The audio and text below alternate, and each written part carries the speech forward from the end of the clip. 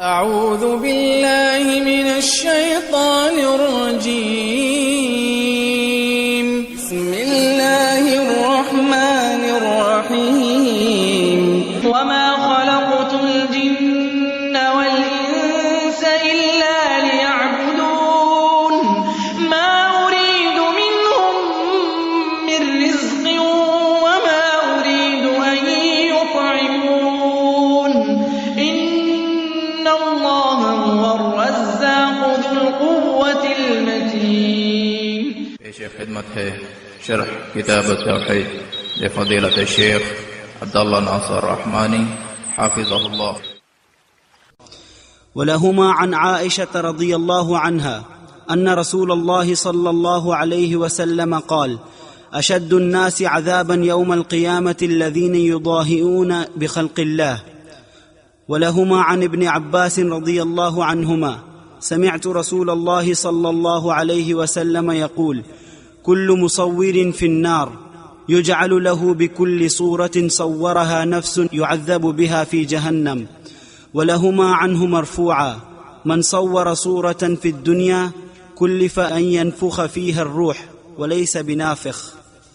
ولمسلم عن أبي الهياج قال: قال لي علي رضي الله عنه: ألا أبعثك على ما بعثني عليه رسول الله صلى الله عليه وسلم: ألا تدع صورة إلا طمستها ولا قبرا مشرفا إلا سويته. بوركت يا أخي بارك الله فيك. ولهما عن عائشة رضي الله عنها أن رسول الله صلى الله عليه وسلم قال. سیدہ عائشہ صدیقہ رضی اللہ عنہ سے مروی ہے کہ رسول اللہ صلی اللہ علیہ وسلم نے ارشاد فرمایا: اشد الناس عذابا یوم القیامہ، کہ قیامت کے سب سے سخت عذاب کن کو ہوگا؟ الذین یضاہئون بخلق اللہ، جو اللہ کی خلق کے ساتھ تشبہ اختیار کرتے ہیں. اس تشبہ اختیار کرنے کا معنی کیا ہے؟ دوسری حدیث میں یہی متن ان الفاظ کے ساتھ ہے: اشد الناس یوم القیامت المصورون، کہ سب سے سخت عذاب قیامت کے دن مصورین کو ہوگا. اس سے کیا ثابت ہوا کہ الذین یضاہئون بخلق اللہ کون ہے؟ مصورین، جو اللہ کی خلق کے ساتھ تشبہ اختیار کرتے ہیں، اللہ تعالیٰ کی خلق کی طرح وہ خلق کرتے ہیں، تشبہ اختیار کرتے ہیں، مصور بنتے ہیں، انہیں قیامت کے دن سب سے سخت عذاب ہوگا. اور تیسری حدیث ابن عباس کی رضی اللہ عنہما فرماتے ہیں کہ سمعت رسول اللہ صلی اللہ علیہ وسلم یقول: کل مصور فی النار، ہر مصور جہنم میں جائے گا، ہر مصور جہنم میں جائے گا. یجعل له بكل صورة صورها نفس يعذب بها في جہنم، اللہ تعالیٰ اسے جہنم میں ڈالے گا اور اس کی بنائی ہوئی ہر فوٹو، اس کی بنائی ہوئی ہر تصویر کے بدلے اللہ تعالیٰ ایک نفس جہنم میں پیدا کرے گا. ایک نفس اللہ تعالیٰ اس کی ہر تصویر کے بدلے پیدا کرے گا. اگر 100 تصویریں بنائیں تو اس کے بدلے اللہ تعالیٰ 100 نفس جہنم میں پیدا کرے گا. ان 100 نفسوں کا عذاب بھی اسے ملے گا، جو ان کا عذاب ہوگا بھی اس شخص کو لاحق ہوگا. یعذب بہا فی جہنم، اور وہ بندہ ان 100 جتنے بھی نفس ہوں، 100 ہوں، 10 ہوں، 20 ہوں، ان کے بدلے ان کی جگہ اسے جہنم میں عذاب دیا جائے گا. یعنی شدید ترین وعیدیں ہیں، شدید ترین. ولہما، صحیح بخاری مسلم کی روایت ہے ابن عباس ہی سے کہ رسول اللہ صلی اللہ علیہ وسلم نے ارشاد فرمایا: من صور صورۃ فی الدنیا، جو شخص ایک تصویر بنائے گا دنیا میں، کلف ان ینفخ فیہا الروح وليس بنافخ، اسے اس بات پر مکلف کیا جائے گا قیامت کے دن کہ اپنی بنائی ہوئی تصویر میں روح ڈالو، جان ڈالو، روح پھونکو اس میں، وليس بنافخ، اور کبھی اس میں روح نہیں پھونک سکے گا. قل الروح من امر ربی، کہہ دو کہ روح جو ہے میرے پروردگار کے امر سے ہے، کون پھونک سکتے؟ تو بڑی شدید ترین وعیدیں ہیں. اس لیے نبی علیہ السلام کا عمل اس بارے میں کیا ہے؟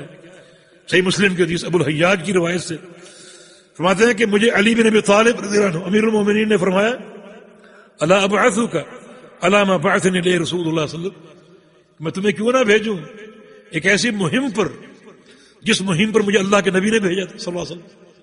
نبی علیہ السلام نے مجھے ایک مہم پر بھیجا تھا، تو کیوں نہ میں بھی تمہیں اسی مہم پر بھیجوں. مہم کیا تھی؟ اللہ تدع صورتا الا طمستها ولا قبر مشرف الا سویتہ، کہ علی جاؤ، یہ فتح مکہ کے بعد ہر گھر میں بت اور ہر چوک چوراہے میں یہ تصویریں اور بت اور یہ مورتیاں. فرمایا کہ جاؤ جو تصویر نظر آئے اسے مسخ کر دو، اسے توڑ پھوڑ دو، مٹا دو، زائل کر دو اس کو. ولا قبر مشرفا الا سویتہ، جو اونچی قبر نظر آئے اس کو سطح زمین کے برابر کر دو. نبی علیہ السلام نے اس مہم پر بھیجا. تو مانا یہ ایک معمول موجود تھا. جہاں ایسی تصویریں ممکن ہوتی وہاں صحابہ جاتے یا کسی کو بھیجتے تاکہ ان کو زائل کر دو، مسخ کر دو، مٹا دو، ان کو توڑ پھوڑ دو. تو جناب علی بن ابی طالب نے ابو الحیاج اپنے شاگرد کو جو تابعی تھے اسی مہم پر بھیجا کہ تصویریں مٹا دو اور اونچی قبروں کو سطح زمین کے برابر کر دو. یہ معمول تھا. تو اس سے یہ ثابت ہوا کہ تصویریں حرام ہیں. ایک اور حدیث رسول اللہ صلی اللہ علیہ وسلم نے ایک پردہ دیکھا عائشہ صدیقہ رضی اللہ عنہا کا، ایک پردہ ستر، اس پر تصویر تھی. تو تغیر و غضب، نبی علیہ السلام کا چہرہ تبدیل ہو گیا، آپ غضبناک ہو گئے اور آپ نے کیا فرمایا؟ ان اصحاب هذه الصور، ان تصویروں والے جو ہیں، یعذبون یوم القیامہ، انہیں قیامت کے دن مبتلا عذاب کیا جائے گا، عذاب دیا جائے گا ان کو. وَيُقَالُ لَهُمْ أَحْيُوا مَا خَلَقْتُمْ، اور ان سے کہا جائے گا کہ جو چیزیں تم پیدا کر کے آئے تھے دنیا میں ان میں جان ڈالو، جو چیزیں بنا کر آئے تھے ان میں جان ڈالو. تو کوئی جان ڈال سکے گا؟ کیسے جان چھوٹے گی؟ اللہ تعالیٰ ہمیں اس گناہ سے عافیت میں رکھے. میرے دوست اور بھائیو، پہلا جو شرک قوم نوح میں جو ہوا، دنیا کا پہلا شرک، اس کی اساس تصویر تھی. ان کے پہلے مجسمے بنائے گئے. اس دور کی سائنس یہی تھی، مجسمے بنانا. ان کے پاس کوئی کیمرے ویمرے نہیں تھے. اس دور کی ترقی کی انتہا یہی تھا کہ وہ مجسمے بنا سکتے تھے. آگے چل کر اس میں تطور ہوا اور تصویر اور رنگ اختیار کر گئی.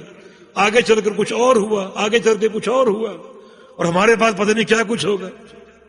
تو ہر دور کی تصویر سازی کی اپنی ایک ترقی ہے اور اپنا ایک نظام ہے. اس دور کی سائنس اتنی ہی تھی کہ مجسمے بناؤ. چنانچہ مٹی کے مجسمے، مورتیاں بنائی گئی، جیسے بھی رکھی گئی، اور یہ چیز آگے چل کر شرک کا باعث بنا.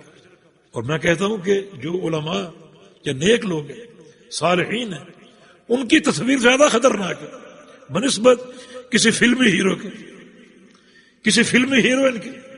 کیوں؟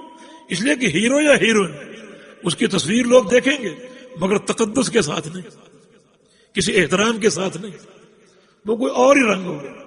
لیکن علماء کی تصویر، مشائخ کی تصویر جب دیکھیں گے تو تقدس کا رنگ ہو، احترام کا رنگ ہو.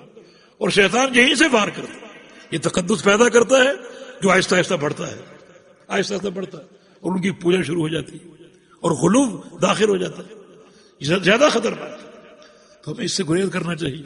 افسوس یہ کہ ہماری شادی بیاہ کی تقریبات تصویر سازی سے خالی نہیں ہوتی. تصویر سازی اور بڑی بے غیرتی کے ساتھ، یعنی فوٹوگرافر کا انتظام ہوتا ہے اور وہ کیمرے لے کر آتے ہیں، اجنبی نامحرم، اور ان کو اندر چھوڑ دیا جاتا ہے، جاؤ جا کر تصویریں بناؤ. یہ سب ہماری بہو بیٹیاں بیٹھی ہیں، ان کی تصویریں بناؤ جا کے. یہ دیاست دیوس لوگ یہ کام کرتے ہیں. یعنی تصویر سازی حرام اور ساتھ یہ دیاسا کا عمل. ایک اجنبی کو کھلی چھوٹ دے دی گئی کہ ان کے جیسے مرضی اینگل بناؤ، جس طرح ان کو چاہو دیکھو. تو کتنا کوہرام مچتا ہوگا، کتنی بے غیرتی کا معاملہ. تو اللہ تعالیٰ ہمیں عافیت دے اور استقامت دے اور اس گناہ سے محفوظ رکھے. اللہ پاک مجھے اور آپ کو توحید کی اصلاح کی اور توحید کے صحیح فہم کی توفیق عطا فرما دے. ہمارے قلوب کو خالص توحید سے معطر اور منور فرما دے. ہمارے اعمال کو اللہ تعالی توحید کے رنگ سے منور فرما دے، اور ہم کو اپنے پیارے پیغمبر کی محبت اور آپ کی سنت کی اتباع کی توفیق عطا فرما دے. اقول قولی هذا واستغفر الله لي ولكم واخر دعوانا ان الحمد لله رب العالمين. قال تعالی وتعاونوا علی البر والتقوی، بھلائی اور تقوی کے کاموں میں معاون بنے. ہمارے واٹس ایپ کا نمبر 0097334124647. ہمارے فیس بک صفحہ کا عنوان URDUEDUCLIP. ہمارے یوٹیوب چینل کا عنوان URDUEDUCLIP. تعاونوا على البر والتقوى ولا تعاونوا وَالْعُدْوَانِ وَاتَّقُوا اللَّهَ ۖ إِنَّ اللَّهَ شَدِيدُ الْعِقَابِ